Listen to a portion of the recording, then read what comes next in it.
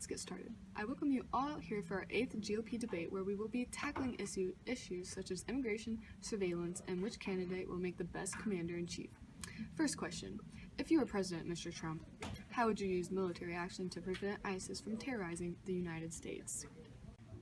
First of all, those dang Muslims don't know what is coming for them once I'm president. Muslims are terrible people, if they're even people for that matter. They will never be able to be in our country. They smell weird, and every last one of them is affiliated with ISIS or some sort of terrorism. I would build a wall, not only to keep out those Muslims, but every immigrant that is not an American. The wall will be successful. Let me just say, Donald, I respect you as a person and as a politician. You're one of my best friends, but you're also the dumbest person I've ever met in my life. As Americans, we simply need to bomb them into oblivion. While it's important to keep out Muslims or the evil of the world, if there are no more Muslims left, there's no longer a worry of radical Islamic terrorism. I believe that we need to use overwhelming air force to attack them before they come to America and do exactly what they did in Paris and kill our citizens. Dr. Carson, you recently stated on the topic of government surveillance that, in the larger capacity, we should monitor anything. Please explain how you would go about increasing national surveillance. Well, think about this. What if there were 10 people in a vegetarian club, and one of them were eating pork at home? Would you allow that person in the club if you happen to know they were lying about eating meat? We should put cameras in every American home. Or better yet, as a neurosurgeon, I can manage to insert a video device in people's brains. It will help America. Go about increasing national security? That's the best dang idea I've ever heard. If I were president, I would not only watch everyone through their cameras and their devices, get a hold of their personal information, but I would definitely make every citizen of the United States write me a full 10-page, well-written MLA format essay of every conversation that they had that week or their whole lives. And obviously as president, I won't have anything else to do during my days besides reading those essays. Just kidding, I'm not gonna read everyone. I'll only read the ones written by immigrants. See what they're up to, just to ensure national security. Mr. Cruz, looking at recent social media trends, do you feel as if Black Lives Matter or All Lives Matter? All lives matter, I'll give you that. But in government, I believe that black people shouldn't have power. No offense, Carson. Obama and other politicians have talked about government spending and how to regulate it, but what does a black man know about budgeting? As my good friend Cruz just stated, well, of course, all lives matter.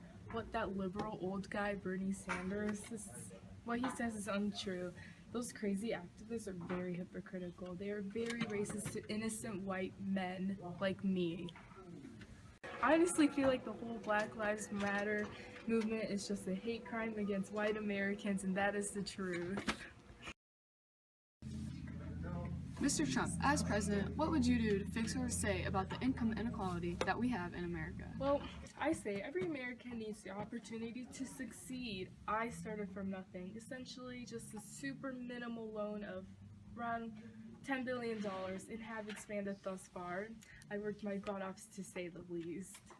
Everyone needs the opportunity to succeed, and if giving everyone a small, tiny little loan to get them on their feet is what they need, then we'll do it. Except for the poor people, don't pay them anymore because, let's get it straight, they're all lazy and they don't want to work. In fact, let's lower the minimum wage. These people really wanted to be successful, then they should have tried harder in the first place. I think that the real problem of people losing jobs is all the illegal immigrants coming in from, everywhere. And they're taking jobs from hard-working white Americans. Mr. Cruz, if you are really concerned about these jobs being taken away, then we need to build a concrete wall across the entire southern border. Do you even have America in your best interest? This is from the candidate who was too scared of a news reporter to even attend the last debate. I promise you, Donald, Vladimir Putin is a million times more terrifying than Megyn Kelly. So I just think it'll be interesting to see how you handle that if you do become president. If you can't even seem to face a simple reporter, is this really keeping the country in your best interest? Well, I would just like to congratulate my fellow opponent on again being so stupid to completely miss the point of what I was trying to say. So really, good job. What I was trying to say was a suggestion for how to solve the job crisis when you again took it as a personal offense person on the fence had to come back at me for it. Understandable, considering since you were so clearly intimidated by me, and because I beat you in the polls consistently. Alright, change of topic, gentlemen. One of the Democratic candidates, specifically Sanders, has promised a policy where American students can expect lower or even free college tuition rates through government funding. Mr. Carson, is lowering the cost of college tuition a likely possibility in the duration of your presidency? You know, free higher education is a concept that I am sure several Americans would like the idea of, until they realize how destructive it would be to our nation and the economy. If you are a very unintelligent American citizen and had the opportunity to receive free higher education, would you? Well, of course you would, because like I said, you are an unintelligent person. A better way to solve the issue with college tuition is just providing students with the resources to work harder. The problem is not with how much it costs, it's about how students are even trying to get these scholarships available to them to make college cost less. Mr. Cruz, should we defund Planned Parenthood, and should there be bans on abortion? Well, I firmly believe we should ban all taxpayer funding used to practices of abortion. Pro-life, for life. Another reason why Obamacare is severely flawed is that it funds for inhumane acts of murder on tiny little babies. And I suppose we can allow exceptions for women who are victims of rape or incest and whatnot, but I will be the best to save this country because I'm pro-life. Final question. As president, foreign affairs and enemy confrontation will be important in leading our country. What qualities could each of you contribute to the office to be able to deal with, stand up in a crisis, and have the world follow your leadership? Mr. Trump, please start us off. Well, I would clearly be the best for this position because I have ran a successful corporation for years and have dealt with many, many people. I have the guts to bring up topics that people don't want to talk about, such as the fact that every single Muslim has plotted to bomb the United States at one time or another, even if it's in their head.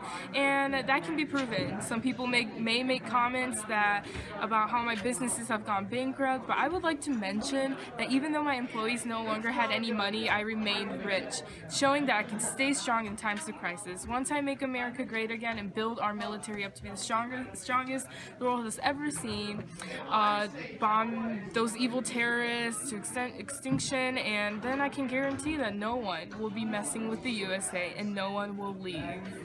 Okay. Well, I am sure that any candidate on the stage would make a better president than Hillary or Bernie or Obama, who won't even acknowledge the severity of ISIS. I can say that I would be a much better commander than Donald Trump. America needs a candidate that can keep a level head and a calm demeanor in times of crisis, which Donald Trump has proven again and again is just simply not possible for him. And as I have said before, I like Donald. He's a great friend and a great businessman, but he has no idea what he's doing.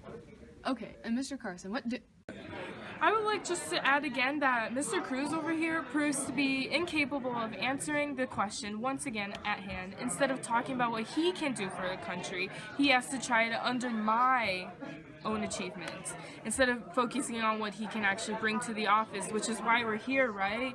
And honestly, I just feel sorry for him that he is so insecure in his own credibility that he can't even think of why he deserves this position. Really, it's a shame. Alright, well that is a good point, Mr. Trump, but if we could get back to what makes Dr. Carson a trustworthy candidate. Seeing as I perform brain surgeries on very important people, I believe I am fully capable of earning Americans' trust to lead this nation to be even stronger. I'm tired. Okay, folks, that's all we have for this debate. The next one will be on April, hopefully on Fox News.